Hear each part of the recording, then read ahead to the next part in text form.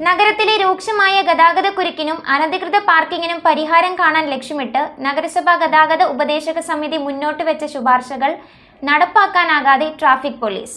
നിർദ്ദേശങ്ങൾ പ്രായോഗികമാക്കാൻ ട്രാഫിക് പോലീസിന് ആവശ്യത്തിന് ആളില്ലാത്തതാണ് പ്രധാന പ്രതിസന്ധി.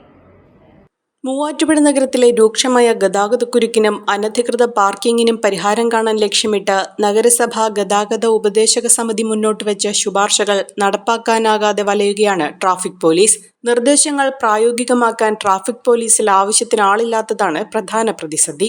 ട്രാഫിക് പോലീസുകാരുടെ എണ്ണത്തിലുള്ള കുറവും ട്രാഫിക് വാർഡന്മാരുടെ അഭാവവും മൂലം ഗതാഗത പരിഷ്കാരങ്ങൾ പ്രഖ്യാപനങ്ങൾ മാത്രമായി മാറുകയാണ്. നഗരസഭ വിളിച്ചു ചേർത്ത ഗതാഗത ഉപദേശക സമിതി യോഗത്തിലാണ് ട്രാഫിക് പരിഷ്കാരങ്ങൾക്ക് നിർദ്ദേശങ്ങൾ ഉയർന്നു വന്നത്.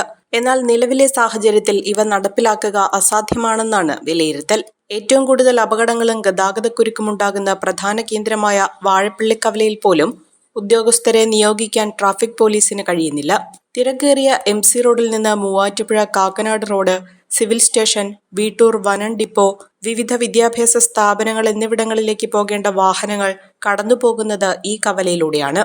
ഇവിടെ മുഴുവൻ സമയവും പോലീസ് സേവനം അനിവാര്യമാണ്. നഗരഹൃദയത്തിലെ Vellurkunnam EEC market junction, one way junction, Keecheripady കവല എന്നിവിടങ്ങളിലും തിരക്കും അപകടങ്ങളും നിയന്ത്രിക്കാൻ മുഴുവൻ സമയ പോലീസ് സേവനം ആവശ്യമാണ്.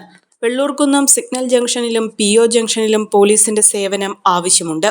നിലവിൽ നഗരത്തിലെ സങ്കീർണമായ ട്രാഫിക് നിയന്ത്രിക്കാൻ ആകെയുള്ളത് 20 പോലീസുകാർ മാത്രമാണ്.